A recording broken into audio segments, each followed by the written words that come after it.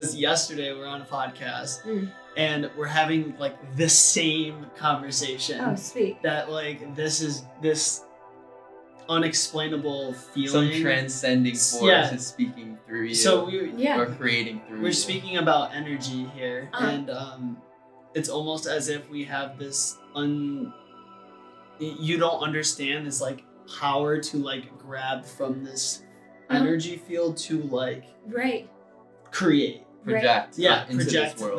These ideas. Totally. And sometimes you're just like, and if you don't like write it down or you don't execute right away, you may lose that fleeting ability to like take this idea and like implement it. I mean, in my opinion, it's gonna go somewhere else. And that's also fine. You know, it's like I have like a million ideas a day. And some of them I just have to be like, I'm sorry, that's gotta go somewhere else. Yeah. Like, I don't have time. Someone else will do that. Right.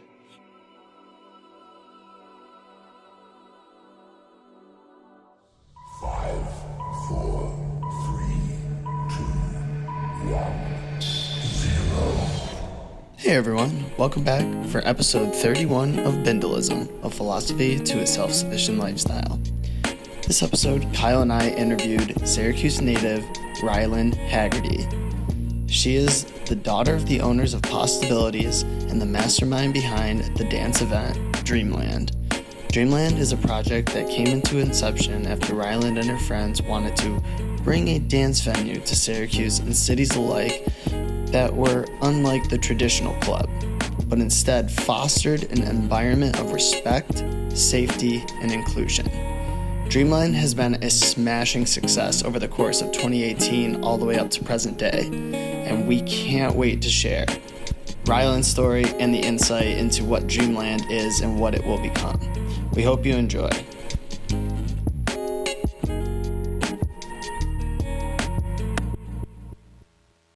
The floor is yours. All right, so we're here with Ryland Heagerty. Why don't you introduce yourself? Sure. Tell everyone a little bit about who you are and what you do, and you can kind of go from there. Cool. So yeah, I am a Syracuse native. I left for a couple of years to go to college, moved around the country a little bit, spent some time in Glasgow, Scotland. If you've never been, I highly recommend going. Super cool art and music scene. And then made my way back to Syracuse, as many people do. And I feel good about that. My family owns Pastabilities restaurant, so I kind of very quickly started to get back involved in the restaurant industry.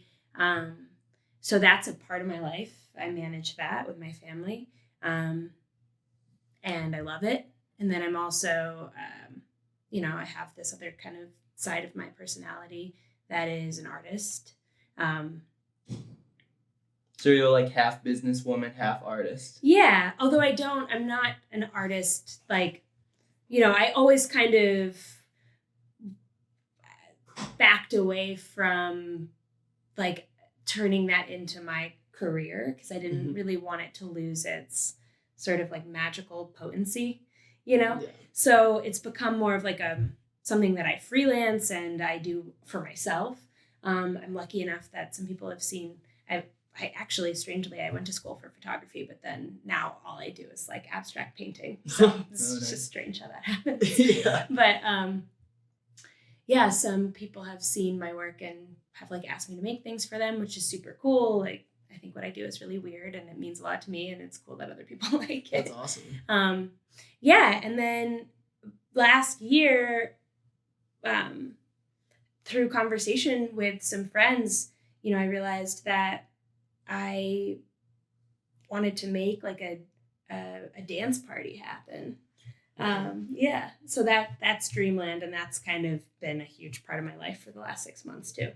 So had you, prior to that idea, like how long was that idea kind of not long formulating? Really? Yeah, so no. Just like out of nowhere? It was like I was on a drive in the country last summer with Hannah, actually, and our mutual friend Carolyn.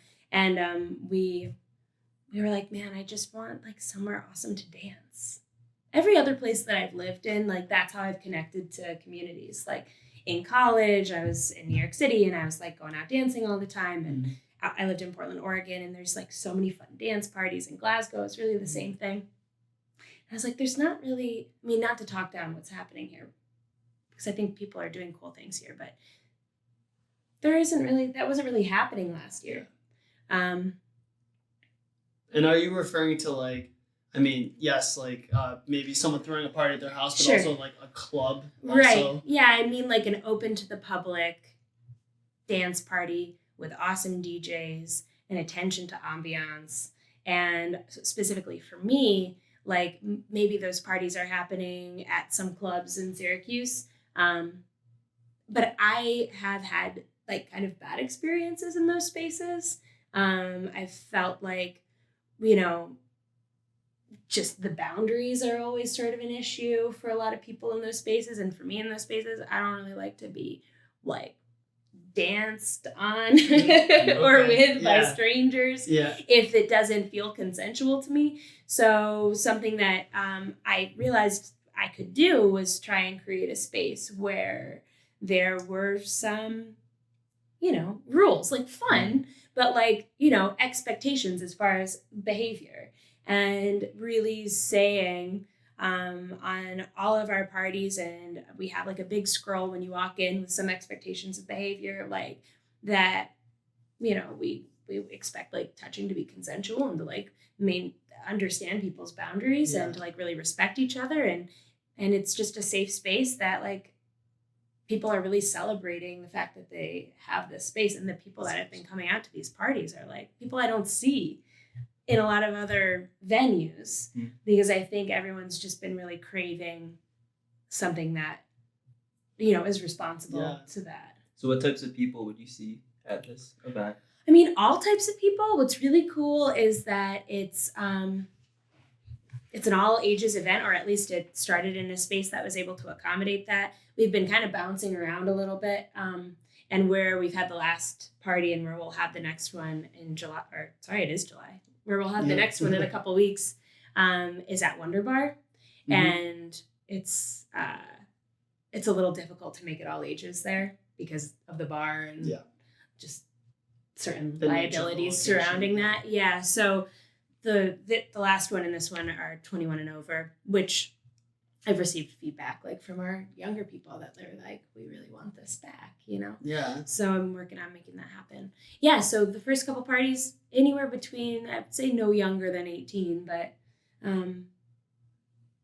up to like 60s, early 70s. Oh, wow. I've seen people come out. But the majority is like mid 20s so to like mid 30s. Majority younger crowd. Yeah. But that's still crazy that you have a reach of all ages, really. Right. Yeah. And that was really important to me too. Are you clear with that in your marketing for the event, that like this is open to really just about anyone? That's what I hope to be getting across. Okay. I mean, I haven't been able to really push it as much because of the 21 plus thing at Wunderbar. Right. But yeah, I mean, it's also, it's a queer event. I'm a queer person, so that's really important to me too. And I think the community for that here is super strong and diverse. And so the people that, come out to that, I think are representative of what's in the area. So this is staying local in Syracuse for now? I just want to backtrack for one thing, because I get worried when I say things about like queer events and queers. It's like it is open to everyone. Yeah. Straight or otherwise, but it's meant to be a safe space for people who identify across the spectrum. So that's really important to me. So open to all LGBTQ. Yeah. Plus, like totally, you're straight. That's cool. Like I'm all about it. But everybody's just got to be respectful of each other, and that's the golden rule. Yeah, respect. Yeah, for sure. Yeah. Sorry. So you asked me something. I'm very unfamiliar with that community. Yeah. So queer, what does that mean to you? Well, it's basically kind of all encompassing of, I think a lot of like, people that identify as lesbian or gay might also identify as queer, but I think it's a little bit more encompassing of like, non-binary folks, as well as people that consider themselves bisexual, transgendered. All of those things kind of fall under the umbrella of queer. Is that just kind of like an easier way to kind of overarch the entire community? In my opinion, yes. But I don't want to be different labels, I guess. Sure. I think the thing that I really appreciated about it is that it's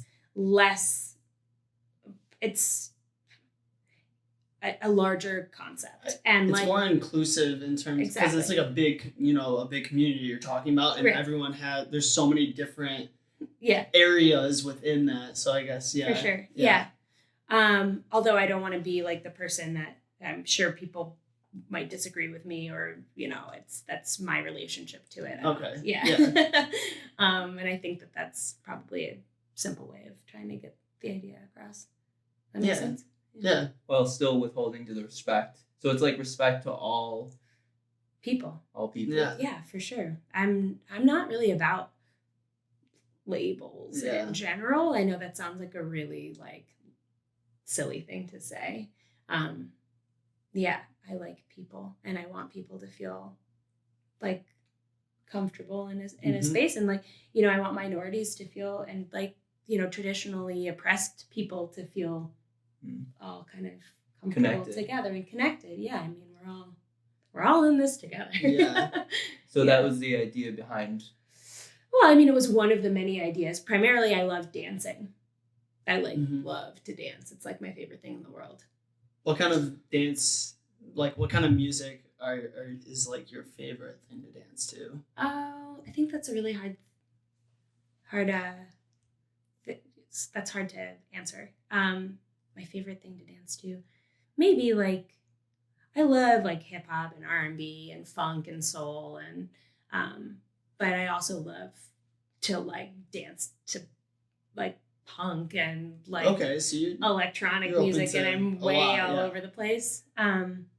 But the parties they're fun. I mean, the DJ that I work with has like a huge, he's just so knowledgeable just about like music in general, and it's not just one genre that is his expertise. Like does he produce, or is this like he's playing other tracks from other artists? Yep, he plays other tracks from other artists. Yeah, but his like love of music is very apparent in the way that he's able to just kind of like both read the room and just like weave things together that are so unexpected, but like exactly what you want to hear. Yeah, that's awesome. So he's the main go-to guy when you do have these events? Yeah. Actually, we met.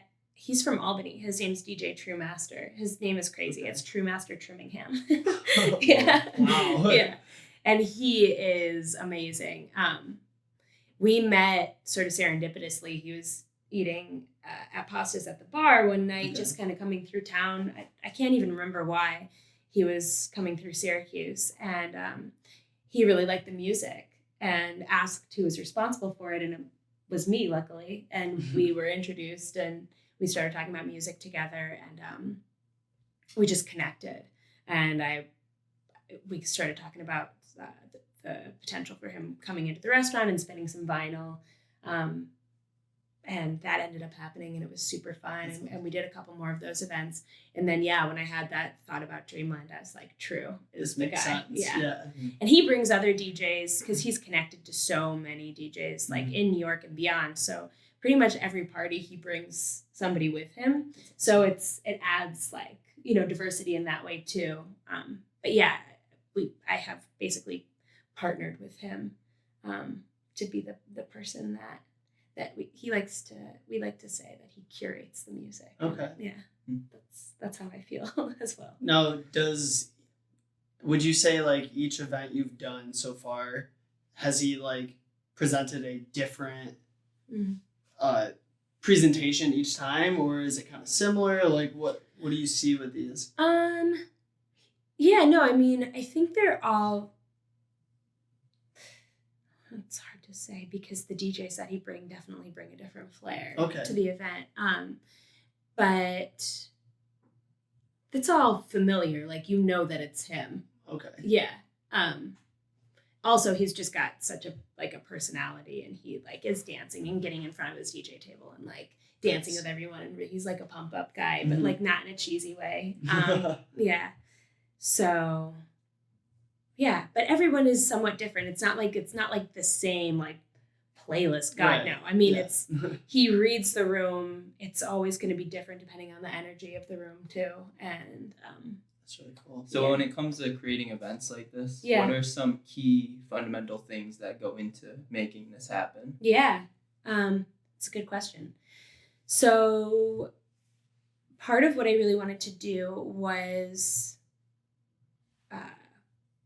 create atmosphere, and like beyond that I really wanted to so decor. Yeah, but I really wanted to go all out in that, and I have an interest in like sculptural installation work, and that was something that I did in another part of my life, and I really wanted to make that a part of the event. So I started choosing themes for the first couple, and then I just it was like just like a group of friends that's now sort of defined itself as like a core group of people that help put these on. But at the beginning, it was just like, let's, hang out, drink some beers, make these things, turn this room into this idea.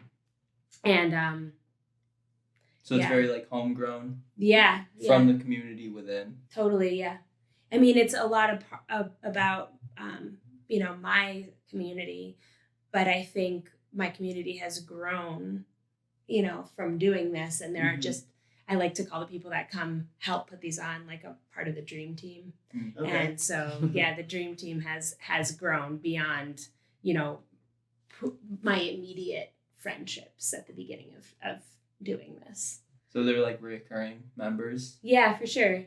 Yeah. I mean, it was my friends, it's just like, we're like, let's do this. Let's make this happen. And they were really supportive of it. And now everybody is, I would consider a friend of mine, but like I said, it's become bigger. Yeah. So when was the first event? It was October of last year. This past year. Okay. Yeah. So it's relatively new. Yep. It's new. We did one in October and then another in November, skipped December, did January, March, May, and then this will be.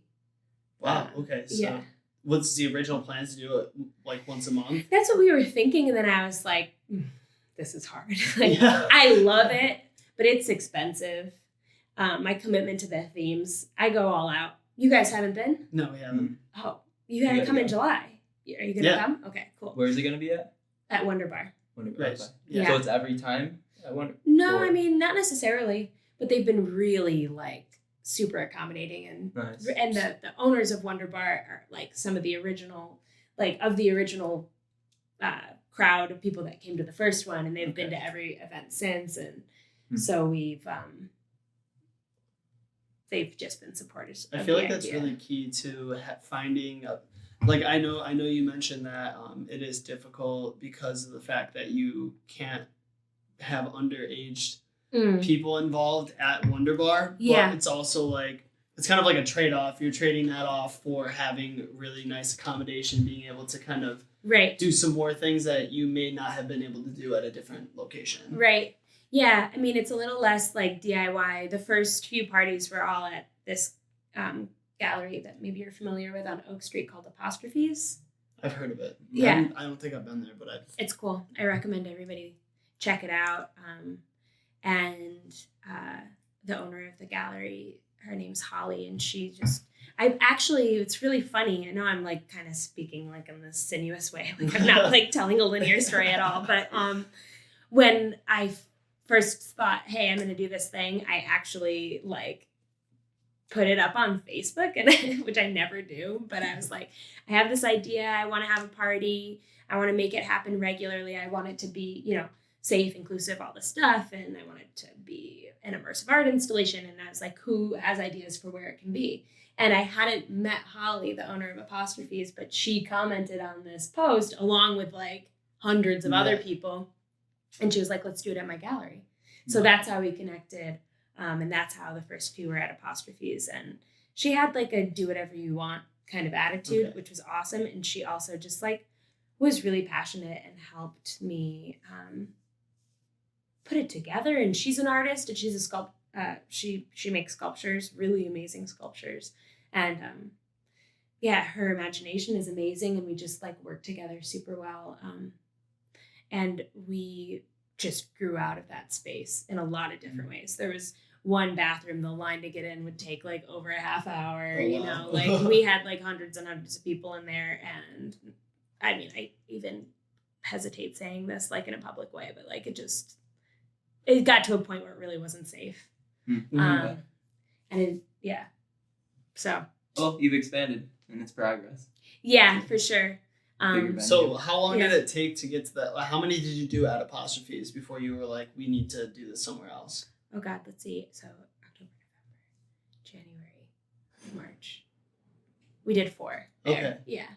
And the first party was actually hugely successful, I would say. Well, like, were you surprised at how many people showed up? Yeah. Oh my God, yeah. Was it pay? Do you have to pay? It's a sliding scale donation. Okay. Like we ask like for $5, but we're not going to turn anybody away if they don't have money. Okay. Yeah.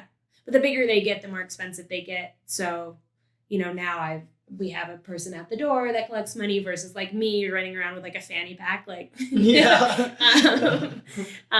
Naturally. Very makeshift at first. Yeah, totally. Clunky 1.0. Yeah.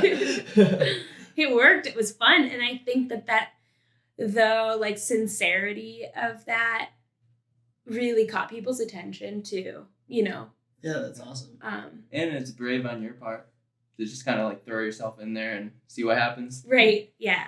It's funny too, because I've done other things like, I've done other events, or I've tried to do other events before.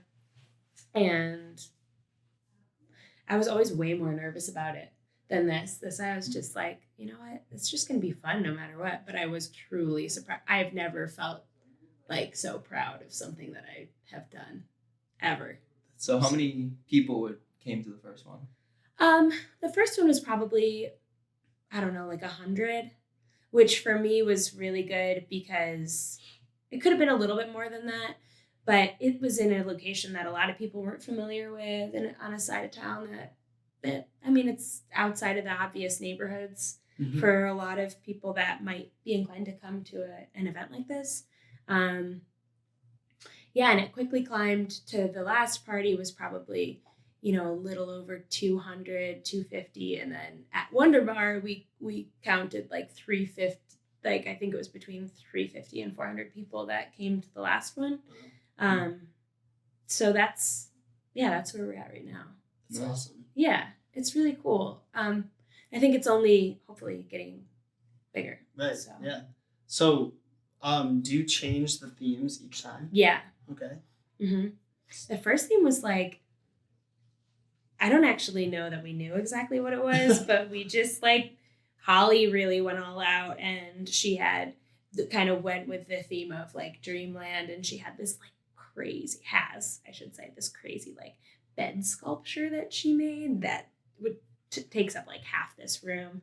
And then we just like mylar'd all of the walls, and it was kind of like this weird kind of mirror, and we did like all sorts of like neon lights and TVs that had like projections on them, and it was really fun, but I can't say that it had like a theme. Okay.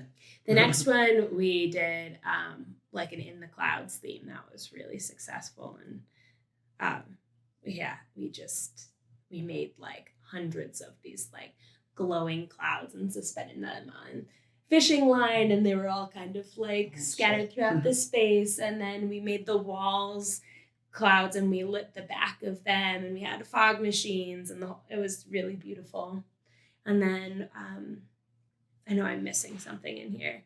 We did a space themed one. Our last one was in the garden. That was badass. And we did a vertical upside down garden and suspended it from the ceiling.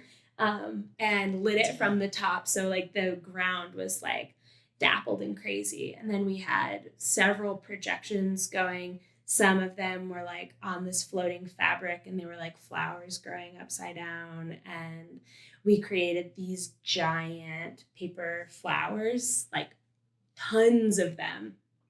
and just grew them with vines up the walls, and it was gorgeous. I mean, how long does a setup like that take? Yeah. Well, I worked on the last one with a designer named Karis Wiggins. She's so cool, and she's a friend of mine, and she was like, let's make a plan. And we watched all the YouTube tutorials, and we sourced all the materials like months in advance. And she really kind of helped make sense of a lot of the things that I was like, this would be cool and that would be cool, without any real idea of how to do it. And then we got a team together of like maybe 12 people or so to just knock it out over a week. Damn. Yeah. So it's long hours though. I mean, like full days. Full days, and people kind of come and go because they can't. But I would, for the week leading up to the last one, I was probably like at Wunderbar working on stuff like 12 hours or so a day. So I can't, like, I'm taking off time from work and stuff like that to make it happen. But yeah, I wish you guys had seen it. Is there any like pictures of any of these? Okay. Yeah. I'll send some to you. A lot of people took videos. There's a bunch of videos online. And on our Instagram, like for each party we do, like, we like save some of the videos that other people make. What do you call that? Like story highlights or whatever. Oh, okay. Yeah. So for most of the parties, we've got like all those saved. So if you go on our Instagram, it's Dreamland Syracuse. Okay. You'll see all that stuff.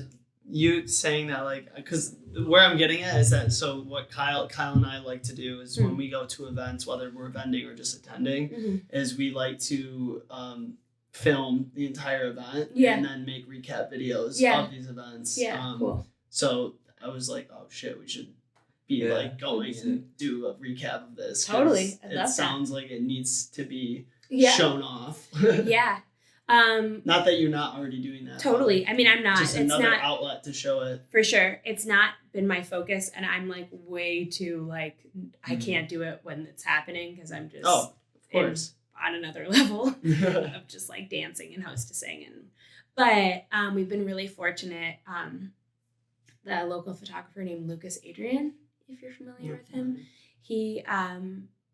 he just came to one of the parties and took some amazing pictures and was like really excited about it. And he has shown up to the last few, and he made a video for us that we did like a little teaser video of the party, and it was gorgeous. And he just did it all like because he's a really awesome guy. Yeah.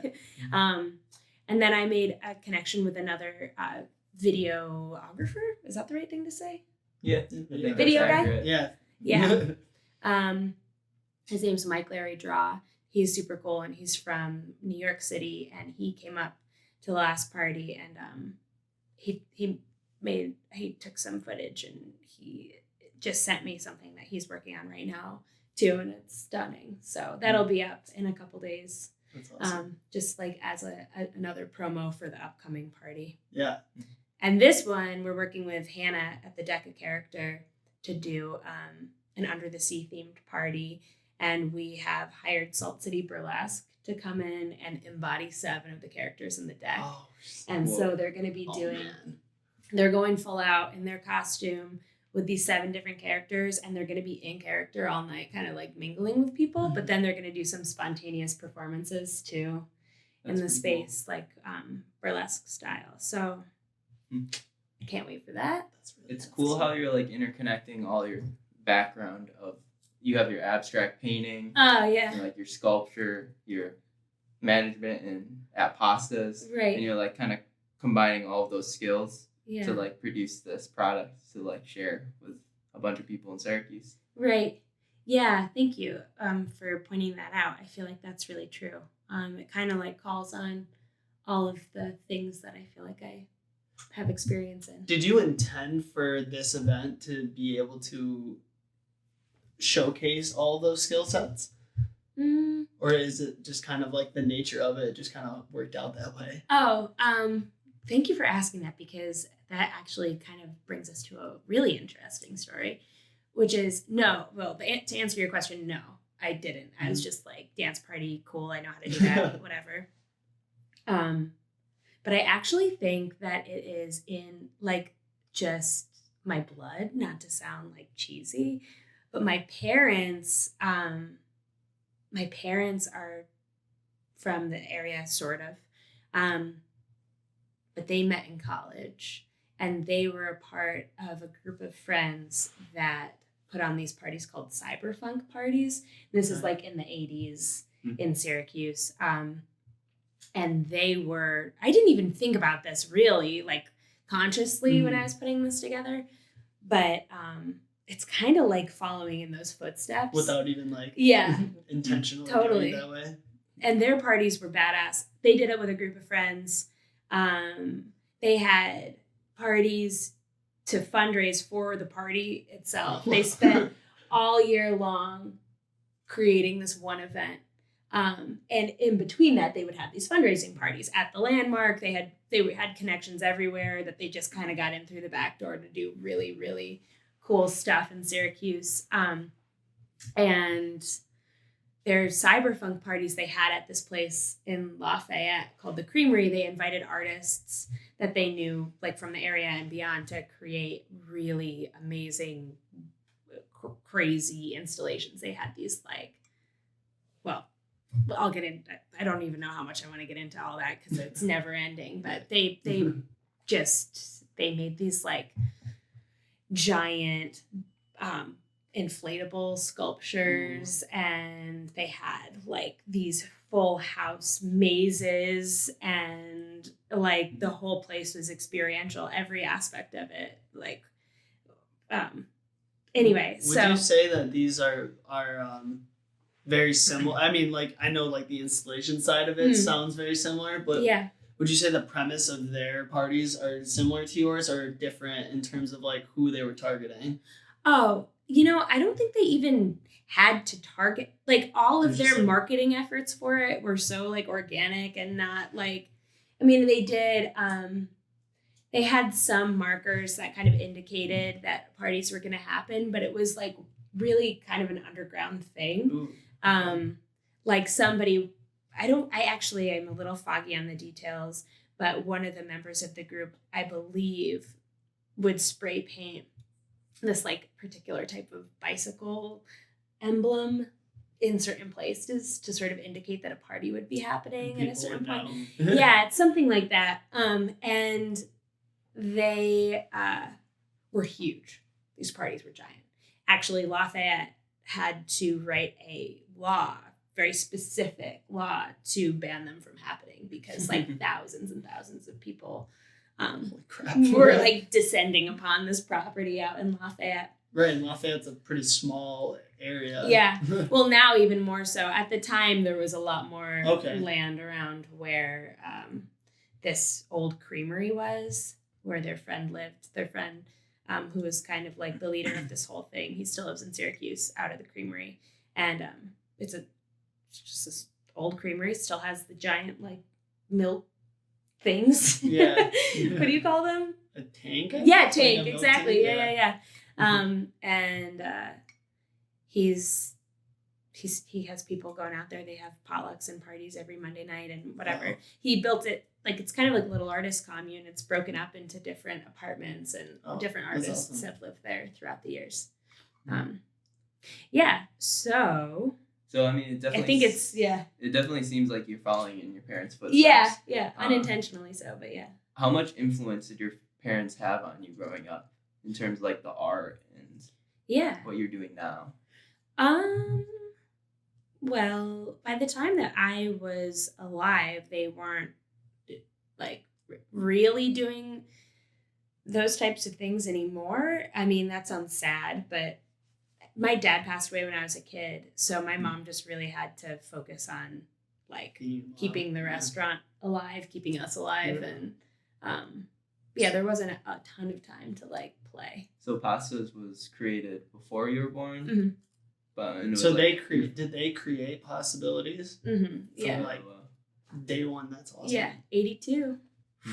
Yeah. So. And when were you born? 89. Okay. Yeah. And so at that point, when did your father pass? when I was 6. Yeah. So I don't know yeah. Okay. Right. Hardworking mom. Yep. Yeah, That's crazy. She's a powerful lady. What does she think about the parties that you do? Oh, she thinks it's awesome. She comes. Yeah. Has she mentioned that like it reminds her a lot of like? Oh yeah. In fact, a lot of the people that were a part of those parties or went to them, because a lot, people that lived here in the 80s probably would know what you're talking about when you say cyberpunk. A lot of that crew, that core crew, has come to the parties and have really connected with it, and they're like, this reminds me a lot of, yeah. That's awesome. Yeah. And you would like you said, like you weren't even intentionally going for that, so right. I mean, yeah. That's like awesome that you're able to tap into a community that was experiencing something very similar in the past and have them like connect with it, a newer version of something kind of not even built from that, but it's very similar aspects of it.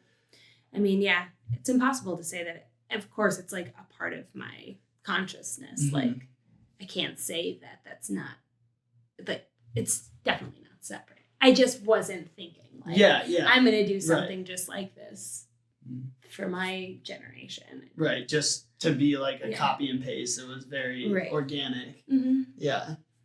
That's so cool. I'm curious to know like a little bit more about kind of like what life was like growing up for you and how some of the things growing up kind of play into this like creative space, whether it's photography or like whatever, like what kind of things were getting you interested in that? Okay. Well, it's just me, my mom, and my sister. So strong women in the house. My sister is younger than me, and she's really brave and has always been creative in her own way. She's more of a performer, and she's a dancer, and she's been really connected to like acting, although that's not at all what she does now. And she's an amazing chef, and that's awesome. Yeah, she just moved back to Syracuse from California and works with us at Pastabilities. Okay. So growing up, that was a big thing.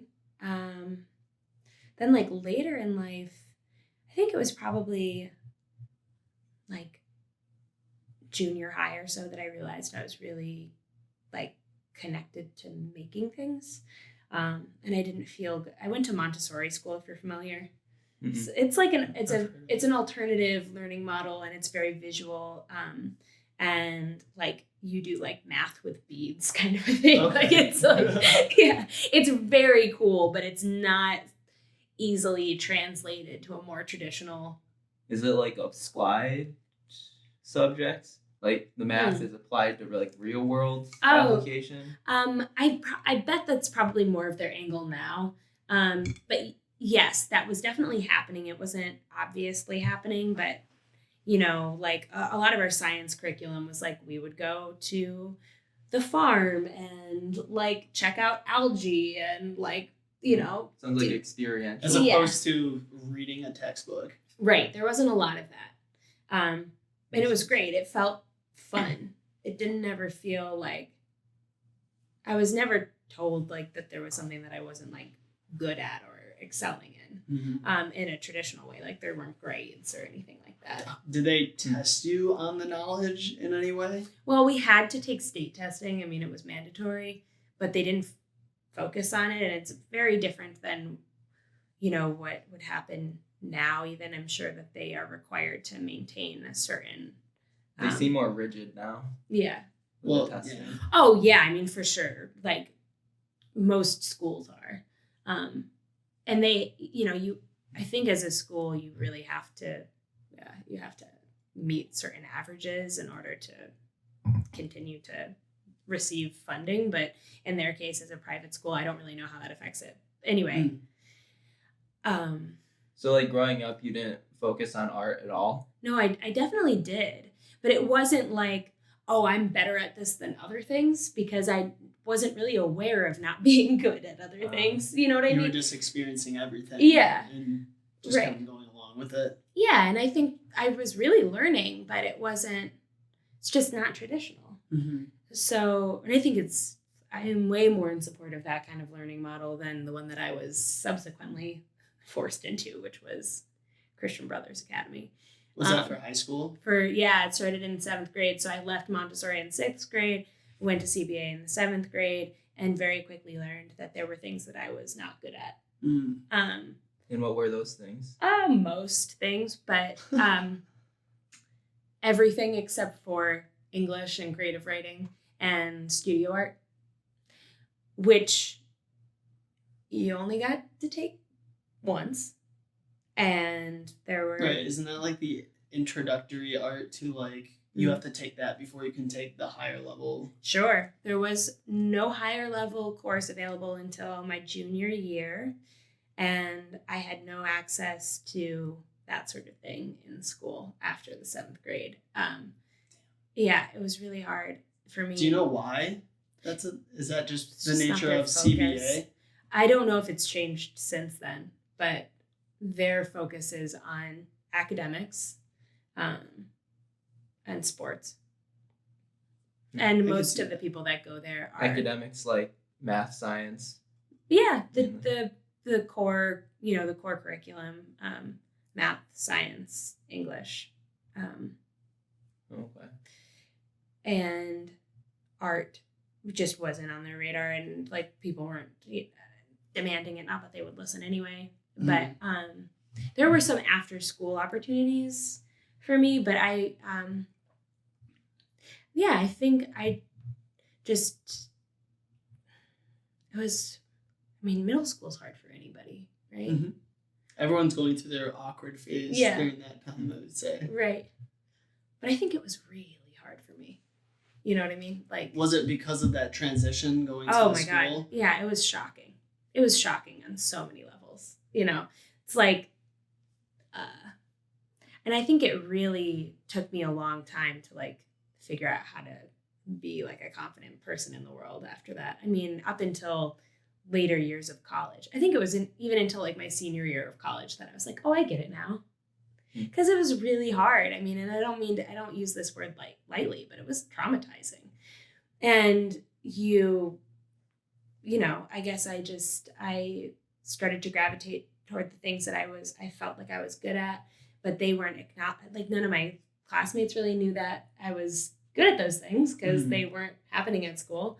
I took a lot of courses at OCC after school, did all like my figure drawing stuff there. And then I slowly started meeting all of the weirdos at CBA, and like the friends that I made later there, that we all had shared this kind of bond of like not fitting in, and I think that really now those are some of the friendships that I'll have the rest of my life. So for that, I'm really grateful. So what would you say was the hardest part? You were talking about it was traumatizing. Oh, yeah. What was the hardest part in that period of your life? Just feeling, just like so utterly self-conscious, both about like my physical person, which up until that point I hadn't realized wasn't normal or desirable in some way, which is a weird thing to think about as a 7th grader, like even being aware of, but like that's, I don't know. So like that judgment? Yeah, super judgmental. I felt, and people, there's like a lot of like bullying that was happening there, and I was definitely somebody that was like targeted for that. Being the new kid. Yeah, well, I wasn't the new kid necessarily. I mean, it was started in the 7th grade. So everybody was sort of the new kid. First grade to start at CBA. Yeah. Yeah. Damn. That's unfortunate. Yeah, but I think I'm great. You know what I mean? Like, I'm grateful for it. You're here now, so, Yeah. Yeah, it's like everything I think happens for a reason. So I'm not mad. It shapes you. Totally. And it is what it is, kind of thinking. Yeah, it is what it is. But I found my identity as like a weird artist and made friends with, all the people that felt somewhat misfitted as well. And that sort of like, that has also given me like a level of like empathy and compassion for other people that, you know, who knows if I would have figured that out on my own if I hadn't been there. So, why CBA? Did your mom place you there or? No, actually, I think that was more like my grandmother who kind of shared part of the like child rearing obligations with my mom. My mom worked a ton. My grandparents were really in the picture for me and my sister when I was a kid, and that was just something that she thought would be a good idea and wanted to help pay for it or something like that. I can't really remember, but it was definitely not my mom that was necessarily the one that thought it was a great idea. I wasn't opposed to it. I was like, cool, I'm ready for this. I'm going to be awesome at this. Like, you know what I mean? But yeah, so I didn't resist it. And I don't even know how much I spoke out about like the fact that it wasn't working for me. I think I was just like, this is life now. Like, this is what it is. Not like thinking you totally did potentially have the option of like going to the local. Totally. I could have. What would have been the school district that you would have gone to if it wasn't CBA? City school district. Yeah. Okay. Yeah. Do you know what high school that would have been? Nottingham. Okay. Which I actually, a lot of the friends that I ended up making were there. And I felt at that point like a little bit left out that I wasn't at that school. But where did you originally grow up in? Like what the town? University area. So I grew up like on Ackerman Ave. Oh, if you're familiar, like right off. Do you know where Ed Smith School is? Yeah, kind of. Yeah. I know just the like area. Westcott area. Yeah. Yeah. Cool. And you lived there like your whole life, basically? Yeah, when I was like later in high school, my mom got married, and my stepdad has 2 kids, and so they needed a slightly bigger house. Moved out to DeWitt, but it's like literally a house into the DeWitt line, so it's still in the same same area. Yeah. So, given that CBA is called Christian Brothers Academy, did you have any influence with like Christianity going there? No, I mean, we had to, like there was mass on occasion, and we had to like say a prayer at the beginning and end of each class, and we took religion. But I'm a spiritual person for sure, but I'm not religious. I don't even know what that differentiation means anymore, but I don't believe in organized religion. And if I needed any more of a reason not to believe in it, that experience kind of gave me, So what does spirituality mean to you? I mean, I believe that like this is not everything. I think, I don't necessarily like the practical world or what is in front of our eyes. Yeah, for sure. I think it's way more complicated than what we're able to see.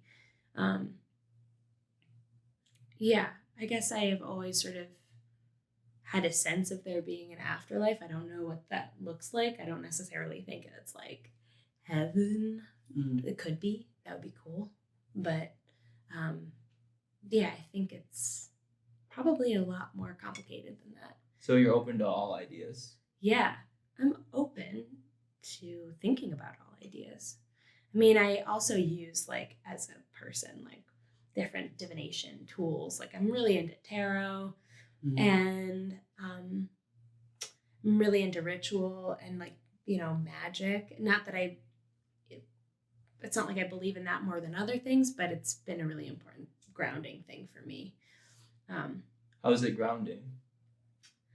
I guess it just is sometimes like, holy shit, yeah, this is exactly what I needed to hear right now, or this is a message that I really needed, or it's just really speaking to me in a way that kind of verifies for me that something else is at work here. Yeah. So it's like the horoscopes and... Yes. I mean, I like astrology. I think it's really fun, and certain astrologers are like amazing, and I think that there's something to it.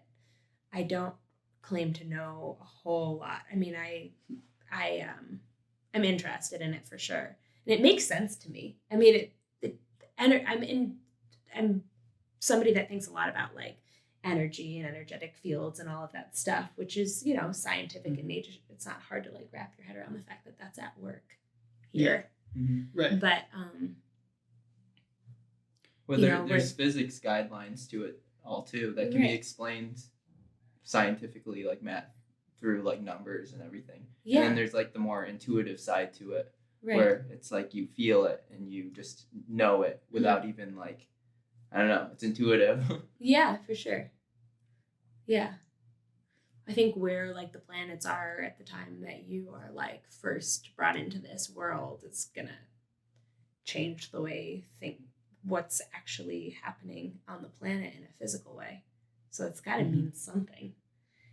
I mean, look at what the moon does to the ocean, like things like that. I mean, it's all it's all happening. It's real, and it changes our experience. And I think the first moment that you like open your eyes to the world is a really significant one, even if it's not something you can necessarily recall. It's with all of us. Yeah. So. What is your horoscope? I'm a Libra, Gemini rising, Cancer moon. Yeah. I need to learn my like rising thing. I don't know mine. Yeah, it's fun. So give us a little breakdown for people that aren't familiar with horoscopes. Okay. So you have like your main one, which is Libra. Your sun sign, which is Libra. And that traditionally describes a personality that is interested in fairness, and often somebody that doesn't have or doesn't appear to have like an opinion, but is more interested in sort of like fielding the opinions and perspectives of other people to like locate something in between. The symbol is like a scale or like the justice of the scale. Yeah. Is it Earth? Yeah, I believe so. Actually, no. See, this is where I'm glad that I first stated that I'm not an expert on the subject. Right. I think that it's an air sign, actually. Yeah. Yeah. If not, it's no big deal. Okay. Everybody do your own research. Yeah. Then your rising so your sun sign is supposed to be kind of like who other people are. Or no, I'm sorry. I think who you see yourself as. Your rising sign is how you are often perceived by others publicly. Mine is Gemini.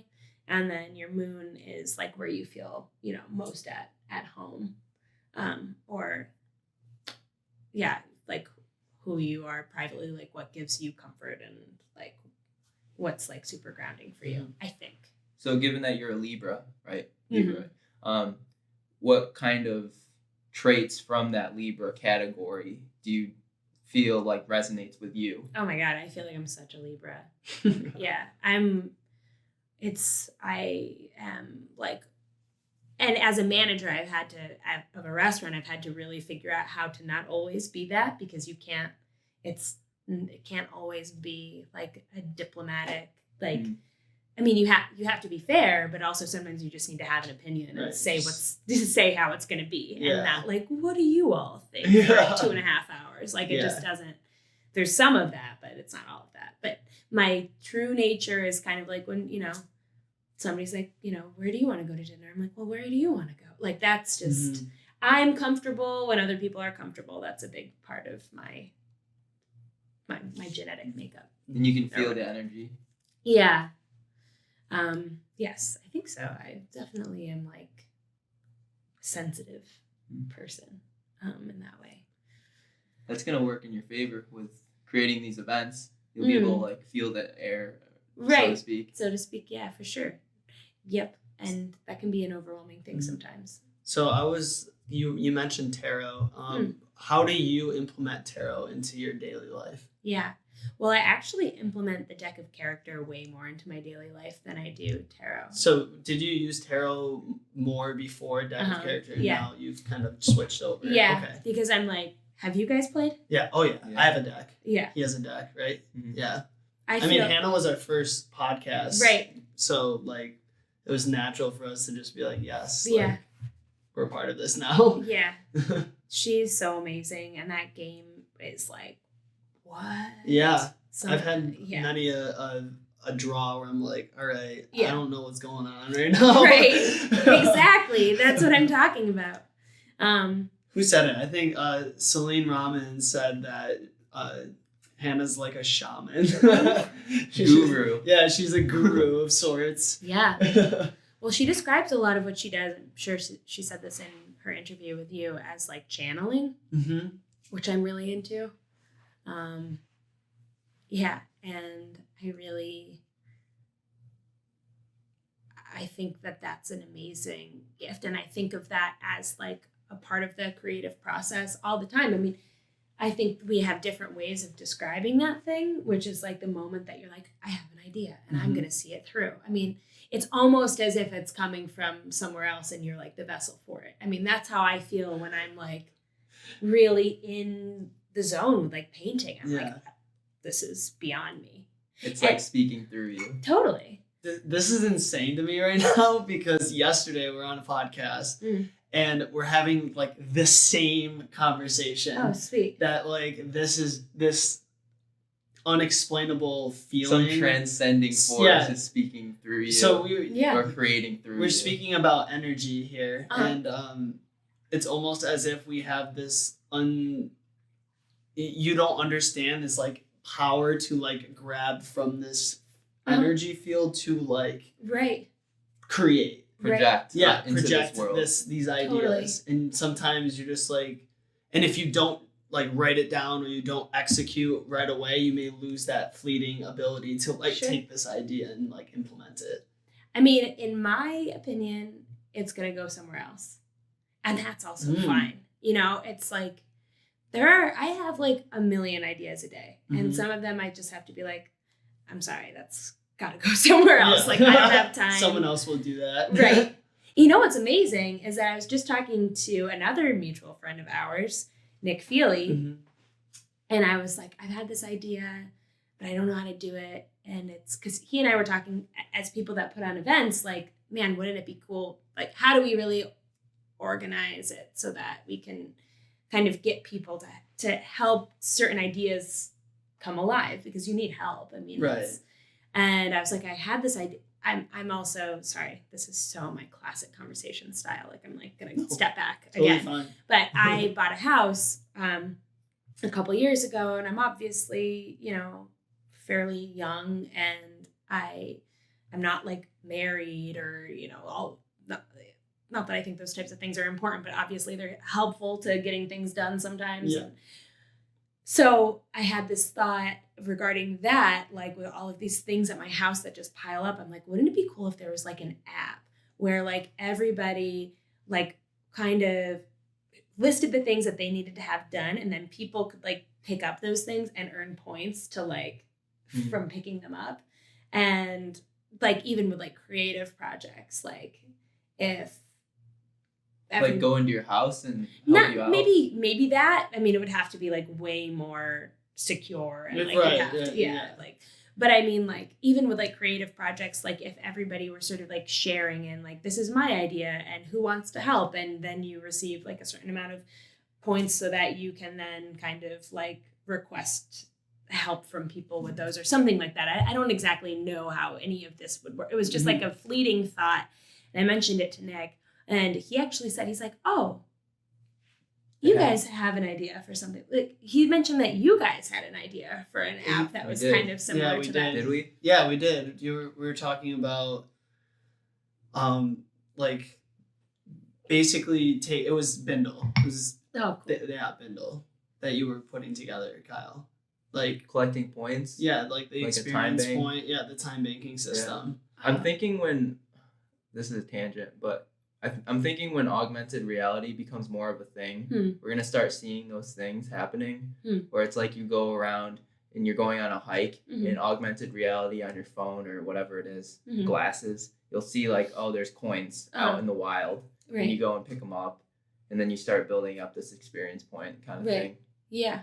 I could see it being implemented in that kind of way. Yeah. So yeah, like with the time banking idea, it was more like someone would come do like a task that you need to get done. Maybe you can't do it yourself or you don't have time for it, whatever. Yeah. And they would do it in exchange for these like, you know, these points or whatever that they could then in turn spend to like, you know, to get something like skill similar. sharing. Yeah. Right. Basically. Yeah. So that's what I mean though. It's like certain things are kind of like in the atmosphere of ideas at the same time. Yeah. And I don't know. I mean, somebody's going to probably do it, whether it's you guys Question or is somebody how. else. Yeah, for sure. That was always the biggest thing for us Yeah. was like we thought it was a cool idea, but it was also like, will people even get on board with this idea? The only way it works is if we have a network of people who actually believe in it. Right. Right? Because it's a lot of it's kind of blind faith that it'll work.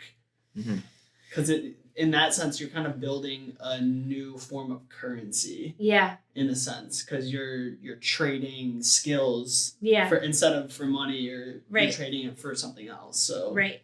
I think that's so cool. I'm all about bartering. Yeah. Yeah. I mean, especially like in today's age where like our society is being like we're seeing capitalism get pushed to its limits right now. Yeah. And like inequality is at its highest point we've seen in like modern days. So like something like bartering kind of brings it back to like that original state. Totally. Yeah. Hopefully not only to be moved back in that same direction again, but I think money is so abstract and it's arbitrary, really. It's just a human. It's a symbol. Something. Yeah. Right. I mean, I guess the point of it is everybody's thing that they say is like, you know, you have to do something to prevent humans from being greedy. Which money is certainly not that because they're still greedy. But it's like the idea of like bartering or having some sort of, you know, human contract that like we're all just going to share everything. Like one bad person kind of sets the whole thing off in the wrong direction. But the same is true for our current system. I mean, I don't understand an argument for something that's not this. Yeah. There's always going to be those outliers that ruin the system. Well, but it doesn't have to ruin it. It's already, what we're doing right now is ruined. Yeah, we're seeing, it can't sustain this for much longer. Yeah, and it's hurting a lot of people. Might not be us. You know, but it is to a certain degree. But I mean, you just like from like when you were born and when we were born, like we've seen it in our entire life, like the negative effects of the current system. Right. Because I mean, we're all in our 20s, right? And like that's not that long of a time. Yeah. Realistically, in the grand scheme of things, and like this system has been around. The modern day of capitalism has been around for, I don't know, less than 200 years. Right. Right. Yeah, and it's already to a point where we're like, we can't do this for much longer before something bad's going to happen. Right. What part of capitalism is, for you personally, ruining?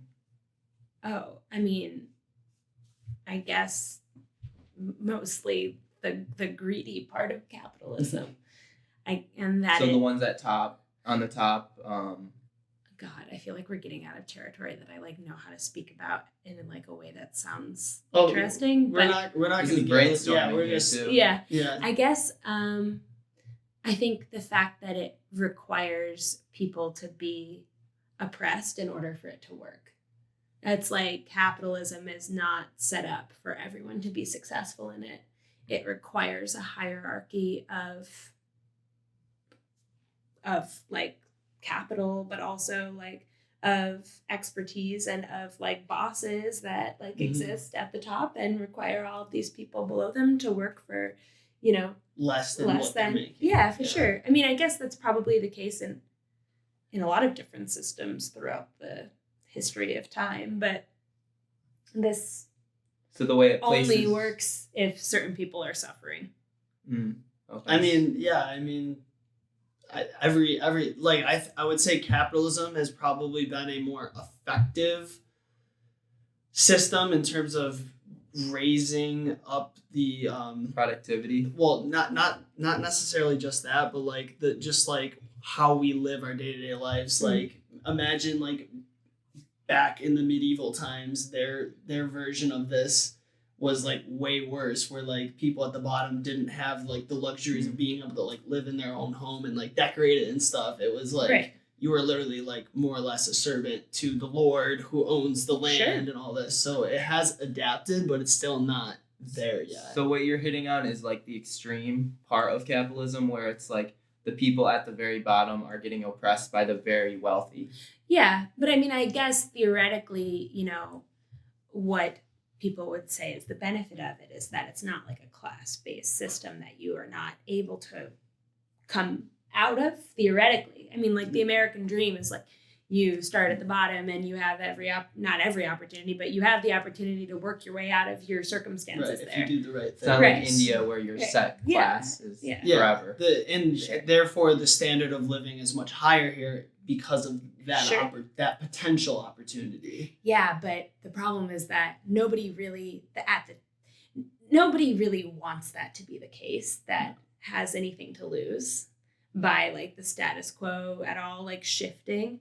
And people that are born into poverty actually don't really have the opportunity to work their way out of it. I mean, yes, it's there theoretically, but like our public education system is completely broken. Like access to just knowledge is already, you're already at a huge disadvantage being born into poverty, let alone access to just basic needs. Mm-hmm.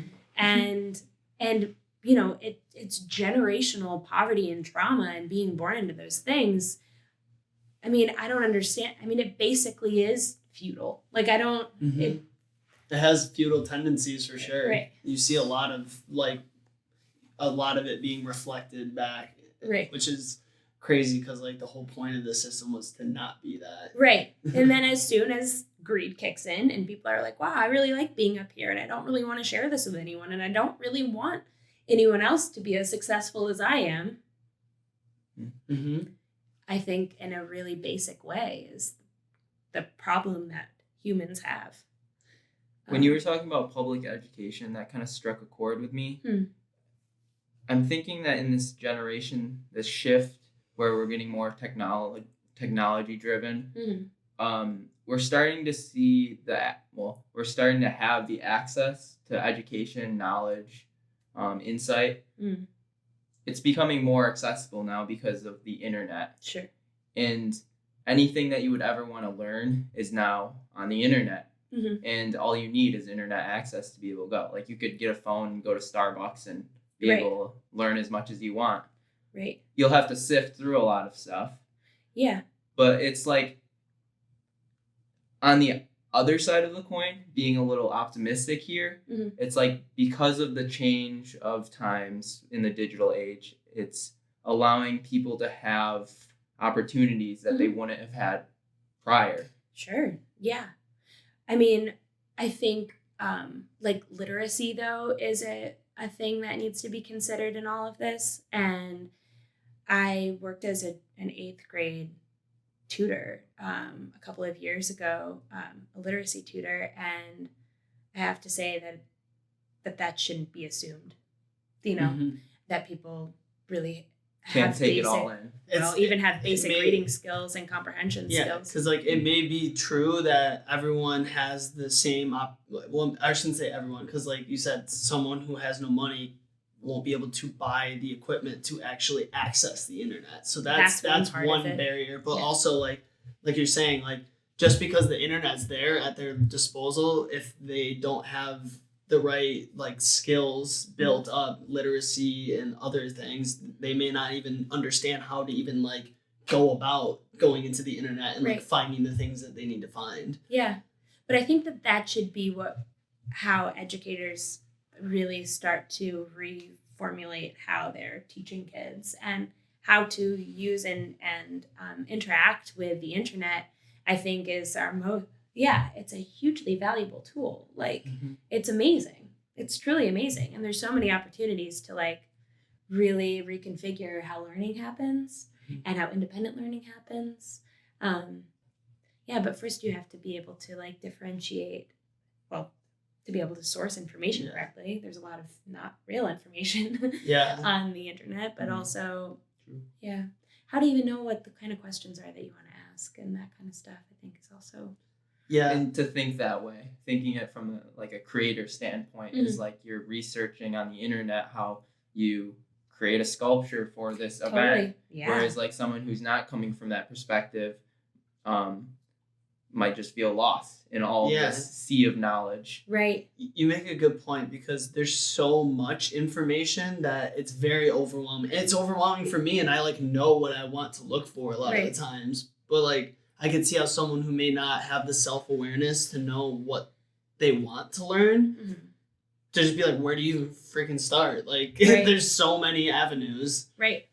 Yeah. And what's going to be the most beneficial to them at that point in time. Yeah. I think making learning fun and figuring out how to make things feel more interactive and like a game. I don't know. I don't know if that's also kids. I did study education, so it's definitely something that I think have thought about.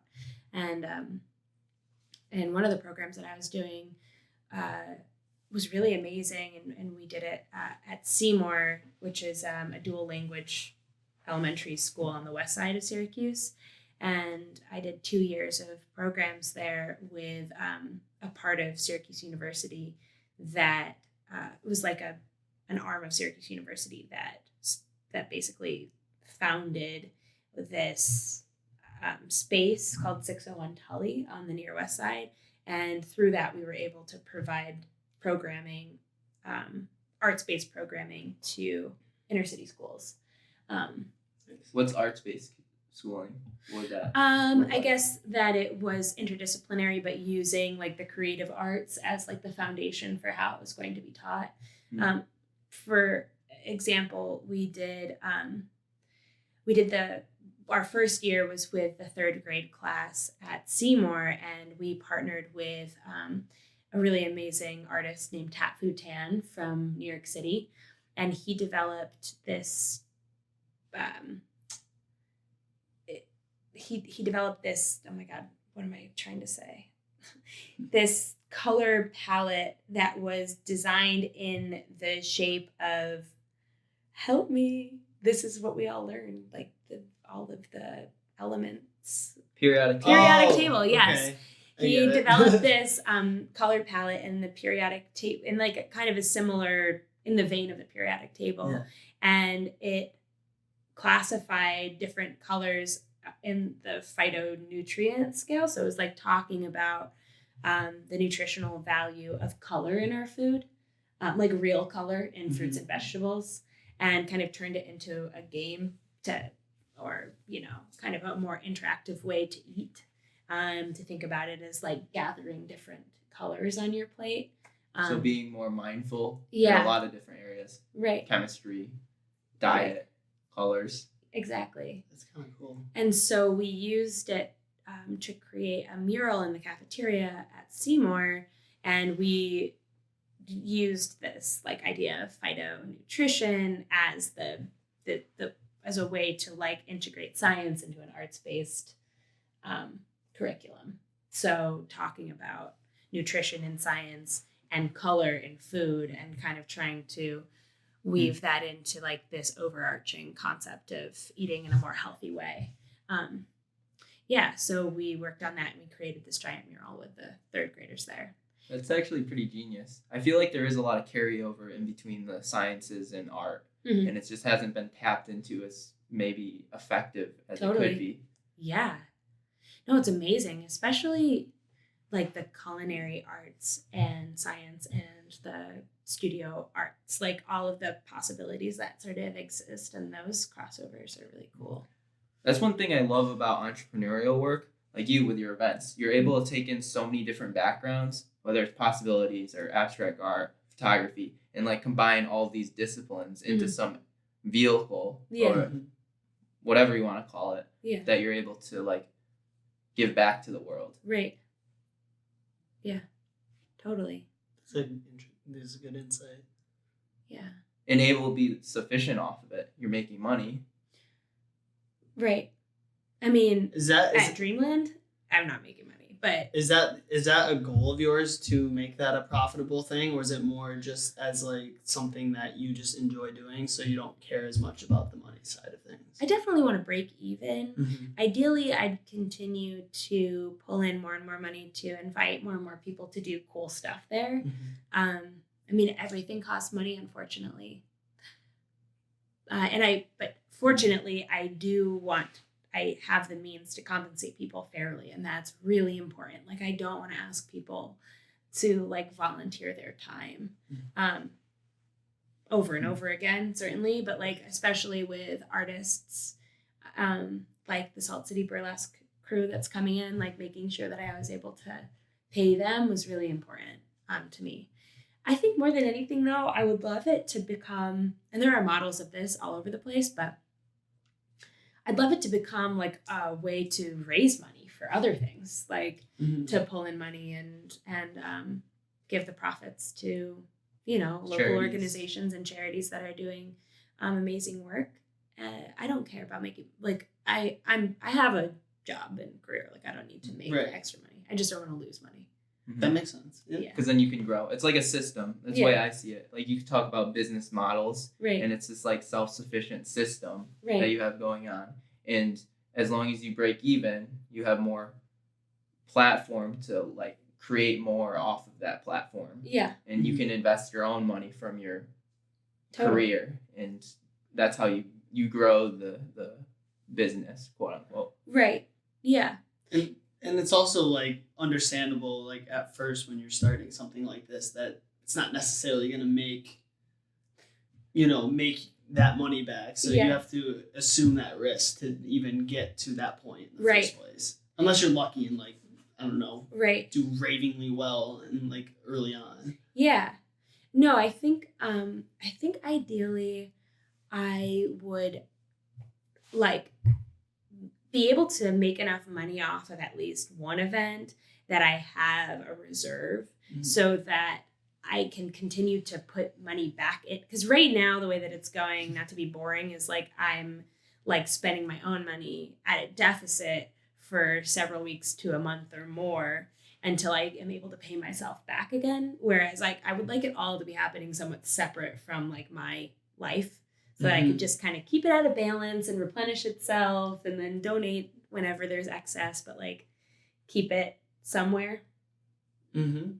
It's funny. It's kind of alluding to even more following in your parents' footsteps in terms of like you have the main events and then you have the little events in between the main events. Right. Yeah, totally. Well, I mean, that's how you sustain it. I mean, right. Well, the little events in between the main events is just like me working a lot and trying to save money, but I'm not at the point right now where I'm like having fundraising parties. I don't think it's necessary to ask for help to put it on. But yeah, until people actually show up, and then I love it when people donate. That means a lot to me. So yeah. Has that been effective? Yeah. I mean, like I said, I have always made my money back. And that's me saying that the events are, like, they cost me, like, all together, maybe a little over $2,000. Per event? Mm-hmm. Okay. Yeah, depending on how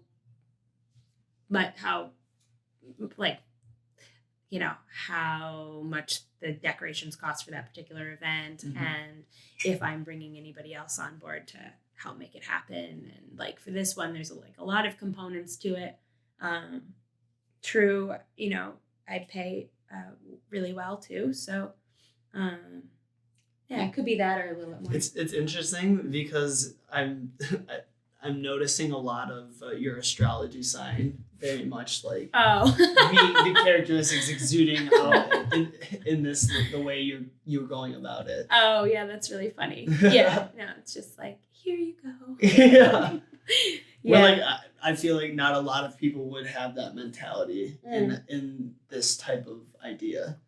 Yeah, I don't know. I guess people have said that to me though. They're like, "Why don't you do this? Like you could totally like do this and make money off of it and make this what you do for a living." And I'm like, that just doesn't seem right. Like, I don't understand that here. Like, I understand it in, like, like the restaurant industry, that is profitable and that supports a lot of people's lives as workers. And I think that's really important. But so you talked about the idea of like money being an abstraction. What do you mean by that? Oh, well, I guess I meant that in relation to like bartering, which is more connected and brings people like in a community very close to one another, and value, like the sense of like valuing your community, I feel like changes quite a bit versus just like being a consumer participating in the economy with money that you got doing something that nobody has any connection to. Right. So like with money, it gives people a way to be more productive for their community. Money? Or without money in the bartering system. It's like a system that causes people to have to be productive. I guess. I mean, theoretically, it's not like I don't, I wouldn't, I'm not like an advocate for like turning back to, maybe I am. I don't know. I haven't thought enough about it. I guess it just was something that I've had experiences of being like, in like creative communities, like I'll trade you this for that, or, that kind of, one for one exchange. Yeah, but it's not even one for one because it's like, how do you even, place, what kind of value do you place on this thing versus this thing? That's a good point. Subjective. And and money is technically not that, but it really is that, which is, I guess, also what I mean by like abstract. Like, why is one type of like work considered more valuable to be more valuable than the other? Like, I mean, what are all of the things that go into those types of like who's deciding that value? Right. Whereas like something like bartering, two people are deciding that value. And two people, say you're considering trading the same things, two different people could have a very different sense of value between those items and may want different things out of that transaction. Yeah. So it seems like way more dynamic. You actually have to like you kind of build a relationship in that moment with that person to like come to a compromise on like how that is going to positively affect both parties. Right. And I feel like you walk away from an interaction like that. I mean, I never expected to be talking about this here. I don't even, but I feel like you would walk away from an experience like that feeling like you have a better sense of that individual. Yeah. There's, people might It's more intimate.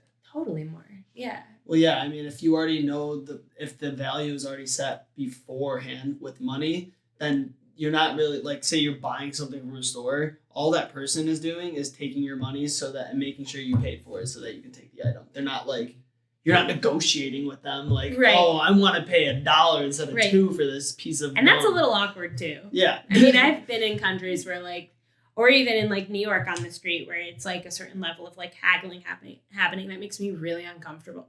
I was just in Thailand actually with my family a couple of years ago, or 2 years ago, I guess. And like that's the expectation, like that you barter. You don't just pay what they're asking for. And I'm the person out there that's like, okay, this is what you're asking. This is what I'll give you. Like, I don't want to. It makes me uncomfortable to be in a position of like, I don't value this as much as what you're asking for. So I'm going to go like, but that's the cultural sort of norm, is that activity is happening. Yeah. Anyway, that's interesting.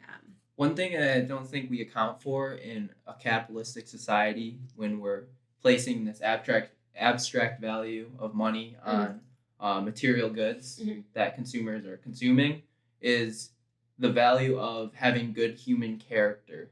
Things like gratitude, hard work, respect, empathy, like towards one another. That's one thing that I've been thinking about, like that that human component that is lacking because of we're thinking about the ones and zeros. Right. And to relate it to your community event that you put on is like, that's one thing that you could be accounting for when you're creating this event. Yeah, you might be losing this ones and zeros of money, but you're also gaining in this other value that is more abstract than just like the dollar amount. Right. Yeah.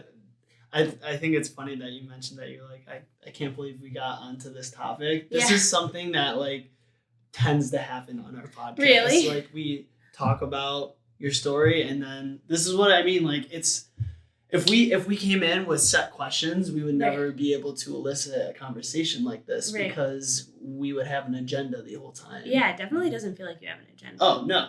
Yeah, so that's why it's funny that you should end up here. Yeah. But I guess this is, this is about...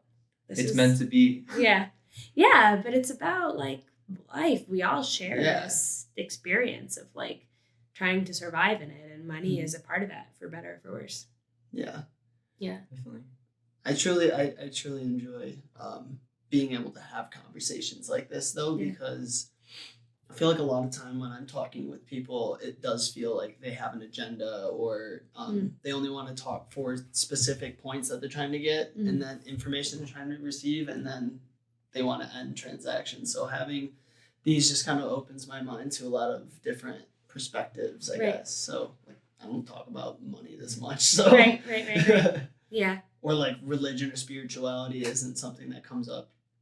Okay. Why don't we get into kind of, I'm curious about what you think about the Syracuse creative community, entrepreneurs and stuff like that, and then also kind of where you see your event going in the future. Okay. Well, I am really excited by Syracuse, actually, which is something that I'm now like trying to be more proud about saying. And I feel like Syracuse has, especially people from here, have this like impulse to be like, to talk down on living here, on, investing in it here. And it's just like a part of like, I think central New York and upstate New York is just, it's just maybe like this kind of like, I don't know, it's just this tick. Maybe it's modesty, but maybe it's also just like the kind of like dark sense of humor that we all sort of like share. And the fact that we all sort of relate in the struggle of like the winter and like how hard that is. And we do have a dark sense of humor. We do. Yeah, and I think that's cool. Like we're also a really friendly city. My sister just moved back from the Bay Area, and she hasn't lived here in over 10 years, and she's like, I can't get over how like nice everybody is. Like everybody's just like connecting with each other. We were out, and I didn't really think about it, honestly. And we were out like on a bike ride, and people were biking by us, and they were like, have a nice ride. And to me, that's just like normal. And to her, she's like, nobody does that like in Oakland or where she was living. And yeah, so I think Syracuse is really interesting, and it has like, in my opinion, so many opportunities for like really interesting things to happen here. And it's like at this stage right now where it's like, what do we want it to be? Like, let's make it that. There's a big generational change that's going to happen in the next like 10, 20 years. Right. And hopefully even sooner, and I'm seeing a lot of change and a lot of things that like, our parents' generation are a part of, even like the revitalization of downtown, which, it's in some ways, I'm not going to get into it, but I think could be done better. And like, there are certain things that we need to consider, and we need to be careful of not falling victim to, the gentrification that a lot of cities have seen and how that has pushed people further and further and further out of cities. Like, you see it happen everywhere. Into more poverty. Yeah. And also just, I think there's an opportunity here to really heal a lot of those things. And, expensive luxury condos is maybe not the way to do that. There has to be balance, right? Here we go back to my thing. Medium, yeah. So we got to take care of everybody. Because especially like obviously we understand the current state of what Syracuse is, and maybe someone who's listening who's not from Syracuse may not be familiar. Yeah.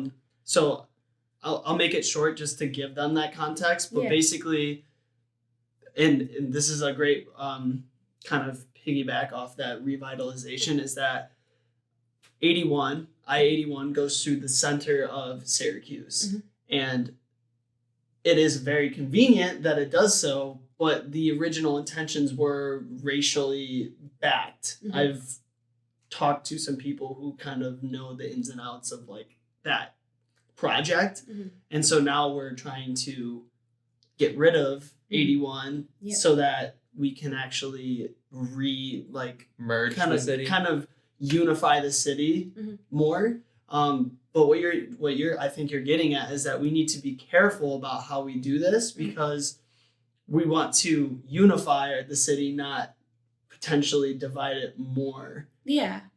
I think like bringing down 81 is like a really it's kind of beautiful symbolic statement. Yeah, and it's symbolic, and that's exactly true, but it isn't necessarily on its own more than symbol. And I think we need to make real decisions and not just be happy and comfortable with the fact that like, okay, we did this really great thing. We're taking down this symbol of oppression and segregation, and we're fine now, because the city is still.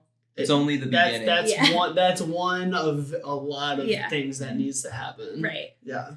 One interesting thing that you talked about earlier was like the tight knit feel of Syracuse. What do you think creates that in our city? Well, I think the fact that it's a medium-sized city, and the fact that like people with similar interests are likely to find one another. And now with social media, it's more accessible. Yeah. But I think we have a long way to go. I mean, I'm always surprised to realize that I actually am sort of set in my ways, and like I do have a certain routine and places that I frequent, and I have at times like a very limited understanding of, like, I've never seen you guys before. You know what I mean? Like, we've never met. But we have many mutual friends. Right. Yeah. It's like small enough where you know everyone, but at the same time you meet new people and strangers and Right. So I think there's still opportunity to like create more and more spaces where more people feel comfortable, that are from different backgrounds, that want to go and like share a space. And I think I'm really interested in supporting people to do things like that, and to create spaces like that. That are comfortable just across the board, hopefully. You know, that are not just catering to the needs of people in our specific demographic, which I don't mean to speak to like broadly about like what our demographic is, but I think we have a lot of crossover. And let's focus on that. The similarities as opposed to the differences. Sure. And there are similarities that I think exist even broader than the people that tend to come together, like at different spaces. And I think also a big thing that I'd love to see happening in Syracuse is like more spaces to hang out and come together that are not bars. Yeah, I agree with that. And more like events and more game playing and like things that are interactive and fun and intellectually stimulating. Yeah, experiences. And not, it's in a lot of, this is not just Syracuse that has this problem. I think it's like everywhere that you know, kind of counts on bars and restaurants to be the meeting places. Right. And you want to be social. You want to meet people. But it doesn't always have to be under the influence or... Yeah. You know. But it can be. I'm not putting any judgment on that. But it's more prevalent than, say, something where you're just kind of hanging out. Sure. Again, with the balance. Yeah. And I think more spaces that maybe serve alcohol, but that's not the main focus, that also have, you know, regularly occurring like events and music and different things that are going on. You know, we've got some of that here, but I think the more the merrier.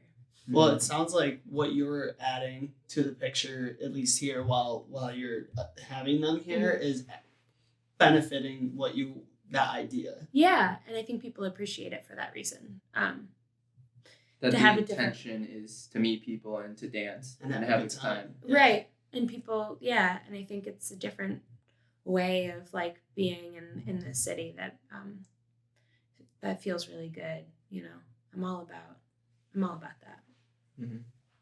That's mindful, very mindful. It's very interesting to me. So we went to Phoenix High School. Oh, really? Yeah.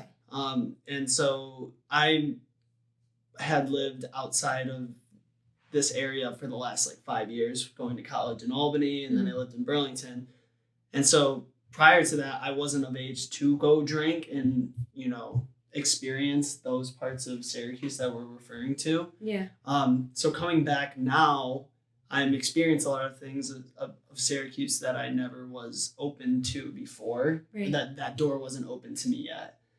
So now seeing it, I'm like, okay, there's a lot of potential here, but also it's limited as well. Yeah.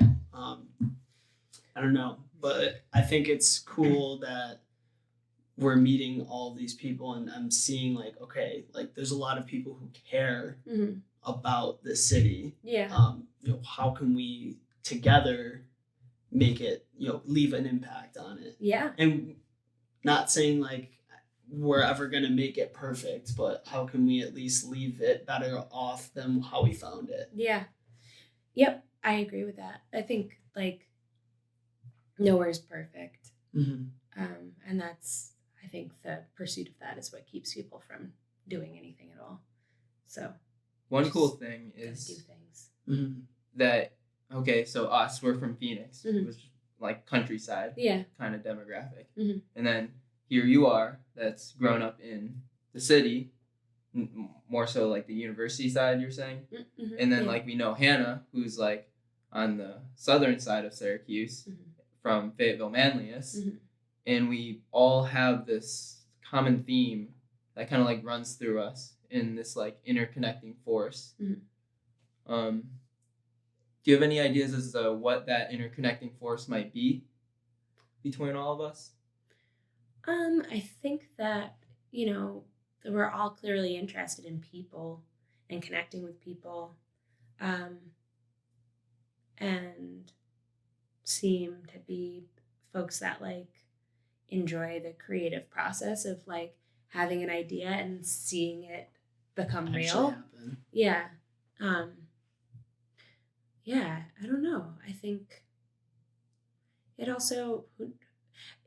like there's also something to be said for people that have shared, a certain geography with one another for like their young impressionable years and young adult life. Like we have a shared language for how we experience things, and that's super cool. I think that's shared language.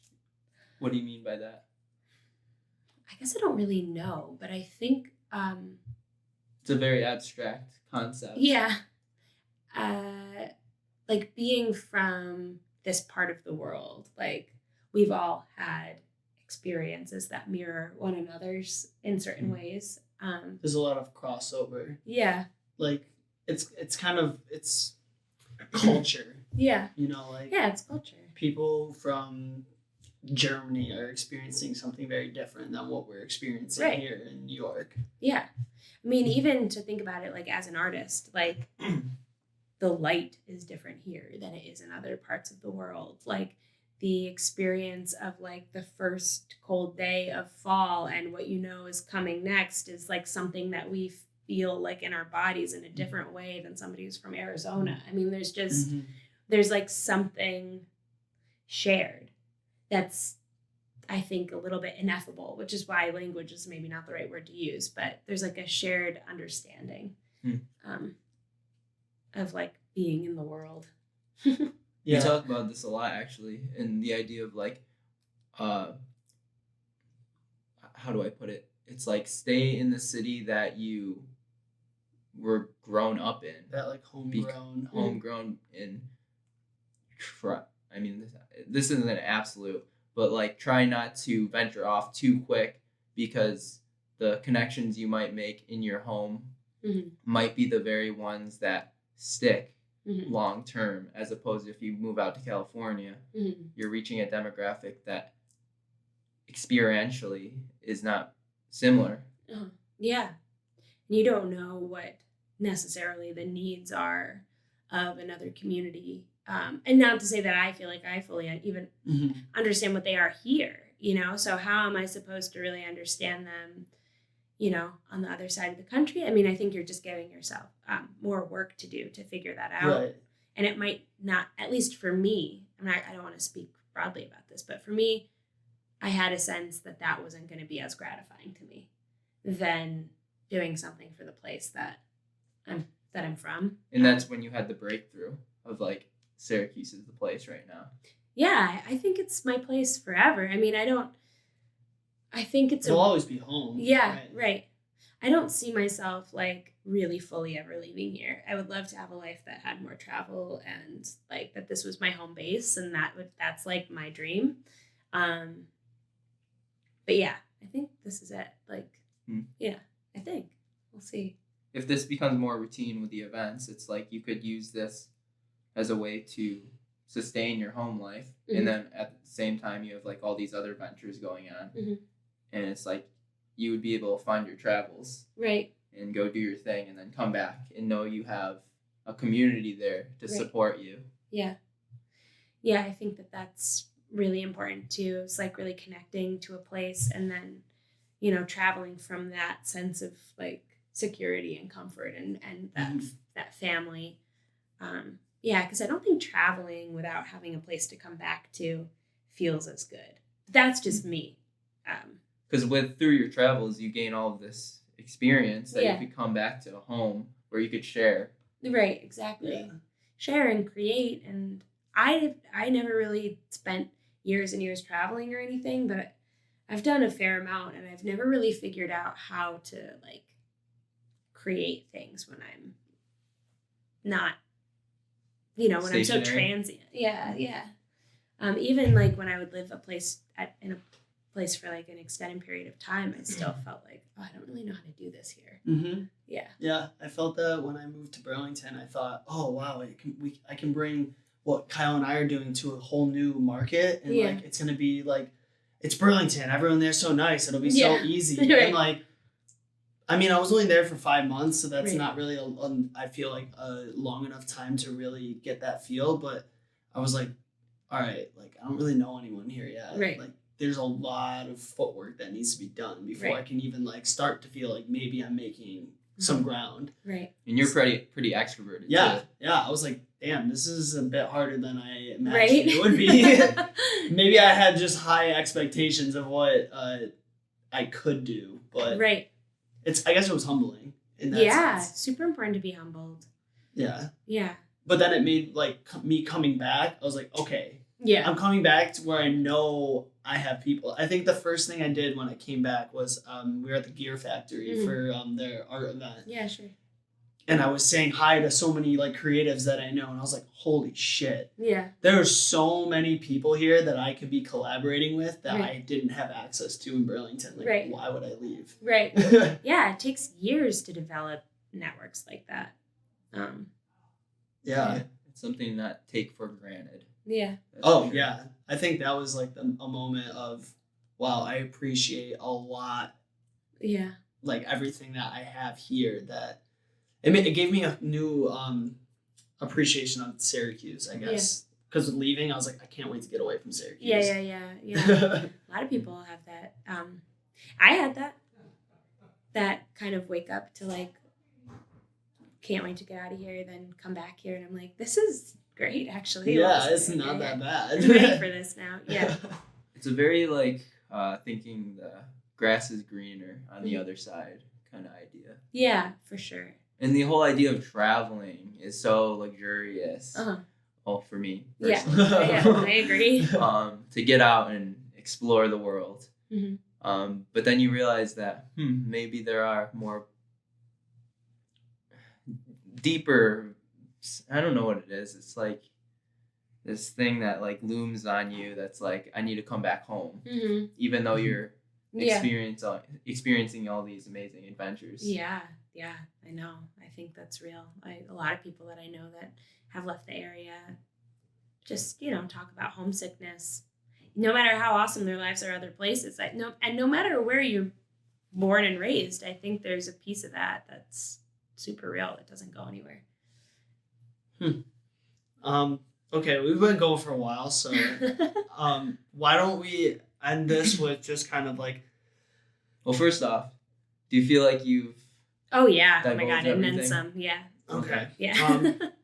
Why don't you kind of talk about, what's coming up for Sure. Dreamland? Okay. And then just like any, plug your All right. Instagrams and stuff where people can find you, and just kind of any last All right. remarks. Cool. So the next party is July 20th at Wunderbar. We'll be there. Awesome. Mm-hmm. Can't wait. Wait, July 20th? Yeah, Saturday. That's my birthday weekend. I'll be there. Okay. Awesome. Even better. Even better. It is underwater themed. We're doing a collaboration with the Deck of Character. There's going to be a lot of crazy and fun and interactive things happening in that space, primarily dancing, but it doesn't begin and end there. Mm-hmm. It is 21 and over, and all are welcome. As I said earlier in the show, the only requirement is that you respect each other, that you respect the space, and that you respect each other's boundaries. But it's super fun and really playful and joyful, and please come in costume if that is something that calls to you, or not if it doesn't. It is just a place to completely come and be yourself, so long as yourself is not a bigot or an asshole. Fair Yeah, enough. okay. So Couldn't say it better myself. yeah. And Instagram, Dreamland Syracuse. Facebook, Dreamland Syracuse. You can find the event on there as well. We ask for a donation between $5 and $10. If you don't have that kind of money to spare, nobody's going to get turned away. And if you've got lots to spare and want to give us more, we will never say no. Yeah. That's all I got. That's awesome. Thank you. Oh yeah. Sorry, Thank you. We always shake hands with that. I like it. So just, I was like, I think my hands are sweating. Yeah. Any last remarks? No, I just thought this was really awesome. What a cool experience. You guys are really easy to talk to, and this was like really surreal. Like, Hell yeah. I just That's fell awesome. into it in here. That's awesome. Yeah. Thank you so much. Thanks again for listening, everyone, and thank you so much, Ryland, for being on the show. We are super excited to head out to Dreamland tomorrow for the event. We hope that anyone who gets a chance to listen to this episode before tomorrow considers going out. We will be posting about it all day today and tomorrow to get hype up, so if you get a chance, go check it out. If you haven't already, give this podcast a subscribe. That way, whenever we post a new podcast episode, you'll get notified. If you haven't already and don't know who we are Boho Hobo. You can find us at boho_hobo_ for Instagram and Twitter, and Boho Hobo for Facebook and YouTube. And then our website is bohohobolifestyle.com. Kyle and I are actually really excited to go out to our second festival of the summer. We are going to A Lovely Time for the second year of A Lovely Time up at Snow Ridge. That will be next weekend, the 26th and 27th. We are dropping a small summer line to be launched at the actual event. So if you get a chance to go out to the event, it's going to be a great time. They just built a new concrete skate bowl, and there's going to be a lot more people there this year, so it's really exciting to see this event grow, and we're really happy to be a part of it. So if you get a chance, go out to A Lovely Time, check out our booth, and we hope to see you there.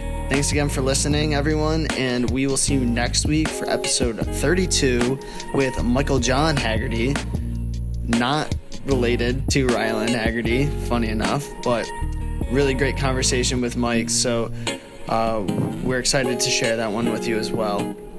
Share this episode, comment, let us know what you think.